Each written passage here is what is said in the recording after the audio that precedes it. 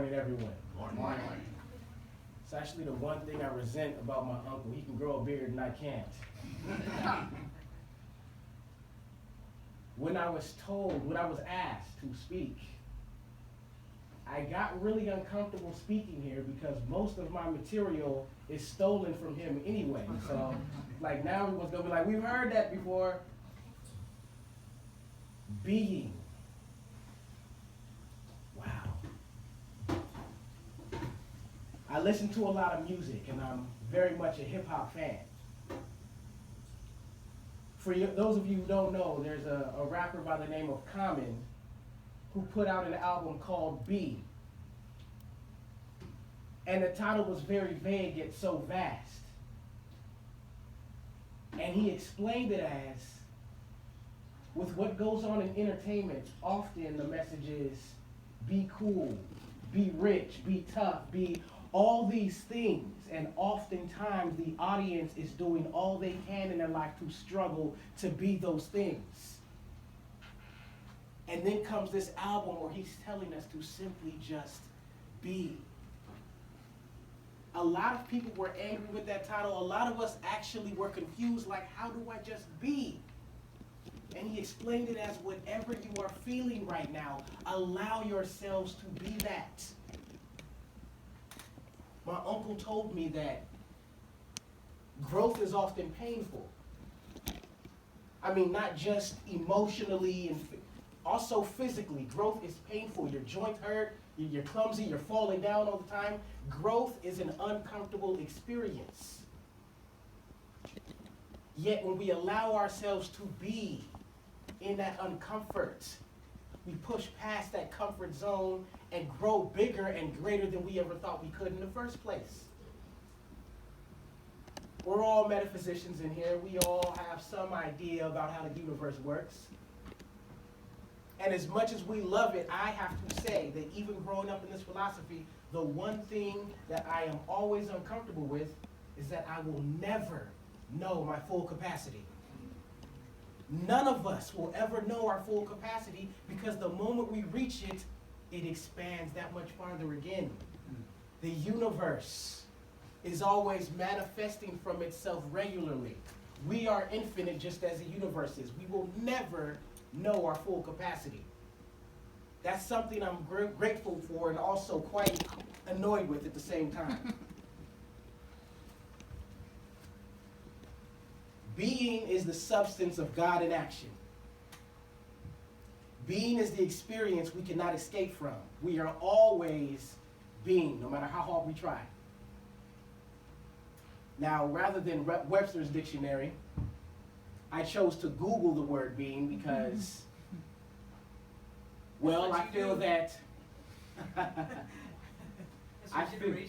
right. I feel that the race consciousness usually is reflected in whatever the internet is using as most popular.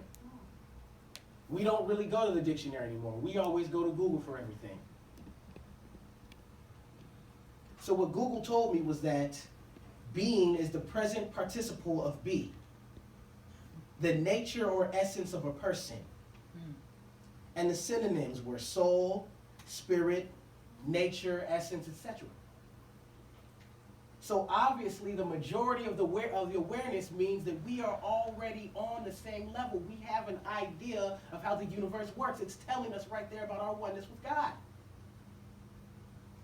Just think about what we call ourselves. We are human beings.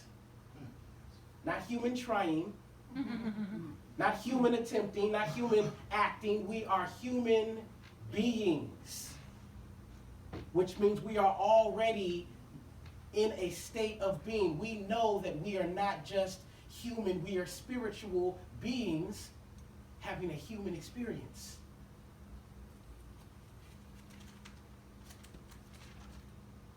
Now, yes, we are all enlightened enough to know that the deeper understanding is that we are spiritual beings having a human experience, but this can only mean we are simply fulfilling a role that has been given to us by the divine itself.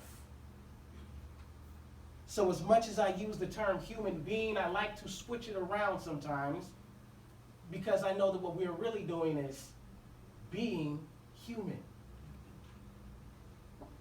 At least for right now in this moment, we're being human.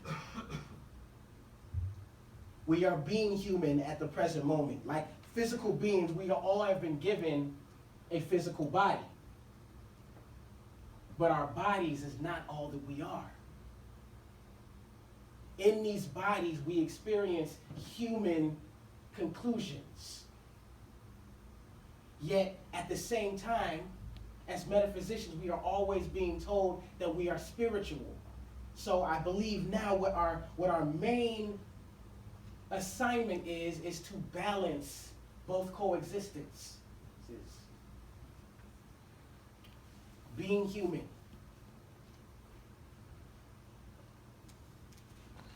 Reverend Michael Beckwith says that if you can see it, it is a part of you. I'm sure that even he knows that it is not enough for us just to see it. It is not enough for us just to want it, to even go after it. Before we can even make the process happen, we must be it first, before we even take a step toward it. Now, we all have things we desire in life. All of us do. I've learned in my own life that the things I've wanted, the things that I've actually gotten to experience, I had to be first. It's the same thing with things that we don't want in our life. We know that the universe only knows one word, and that word is yes. So if we're constantly thinking about the things we don't want in life, the universe is only going to tell us yes. Mm-hmm. I have to remember that when I turn on CNN, I want to go there. When I look at what's going on with whoever the president is at the moment, and I want to go into that confusion, I want to go into that fear, that pain, I have to remember that the universe only says yes. I can't be responsible for what everyone else thinks, but I can be responsible about how I decide to react to it. So those things that we think about often, over and over again with passion, is just like the science of mind symbol. Seed, soil, plant. We are all gardeners. Whether we like it or not, whether we know it or not, we are always planting seeds in the universe. And through our regular practices is how we cultivate those seeds. Mm-hmm. Are we meditating regularly? Are we affirming what we want in our lives regularly? Or are we just speaking aimlessly into the universe? Whatever the action is what the manifestation is, which is the plant. We are always dropping seeds, no matter how much we decide, oh, no, I'm not, or you can never not use the universe. We are always manifesting. The universe is always in our favor. Whatever we are seeing is a reflection of what we're being. I see a lot of people rolling their eyes. I know that was a corny way of rhyming, but what I've also learned in life is that happiness is quite corny. And I think we all want to be happy. And when I say corny, I mean, have you ever really seen a happy person? Those people aren't cool. There is nothing cool about happiness. You're jumping up and down. Everything you see makes you smile and cry. Those people are not cool. We cannot reach divine happiness and be cool at the same time. You can't have both. I've tried. You can't. If you can laugh at a Bob Saget joke, and I'm talking about the Bob Saget we know from Full House and America's Funny, if you can laugh at that, then you are a happy person. If you actually need a circus and fireworks, if you need that to be happy, what's going on? We don't need anyone to make us laugh. We can simply wake up and decide to be happy. What does that look like? How does that feel? What is it when we decide to be something? I want to tell a story about a time where I decided right in the moment to be something that I wasn't feeling. I assume everyone is familiar with San Francisco because that's the city we're in. I'm from East Oakland. And all my life in Oakland, we were told about San Francisco. And the number one part of San Francisco that was forbidden for us was Hunters Point. I had an audition in San Francisco. I'm also an actor. And I kept asking where the audition was, but for some reason, the director never wanted to give me an actual address. I kept like, what is going on with this guy? Like, what's the address? I'll just get there. And I'm on public transportation. He's like, oh, well, just get off at this bus stop, and then I'll tell you after that. I'm like, what? All right, whatever. I'm hungry. I want to act. I don't care. Like, I'm going. And I get off the bus, and he's like, okay, are you at the bus stop? I'm like, yeah. He's like, okay, well, you want to get on this next bus stop. And it'll take you down 3rd. I'm like, okay, it'll take me down 3rd. I'm like, okay, well, where am I getting off at? Well, are you on the bus yet? Yes, I'm on the bus. Where am I getting off at? Okay, you want to get off on Newcomb. Okay, I'm getting, what, 3rd Newcomb? You want me to get off at 3rd Newcomb? Everyone on the bus heard the conversation. Well, it's too late now. I can't get off the bus. I don't know where I'm at. And this is my first time actually being in Hunters Point. And I'm looking around, like, wow, there's so many people out. Everybody's big and everybody looks tough. And oh my goodness, what? I am totally out of my element and feeling uncomfortable. And everyone on the bus is laughing like, dude, chill out. And finally, I get off the bus. And I'm not dressed like everyone else. I'm dressed for an audition. I mean, had I known where I was going, I would have tried to blend in. And something spoke to me right there in that moment.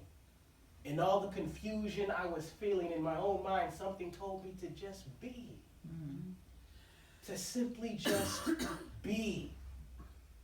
There is only one lie that we tell ourselves over and over again, and that is the belief in separation. If I truly believe that everyone, everything I come in contact with is a reflection of me, then I am home right now, no matter where I'm at. That's right. So something said, just act like you've been here before. Act like you belong here. Right?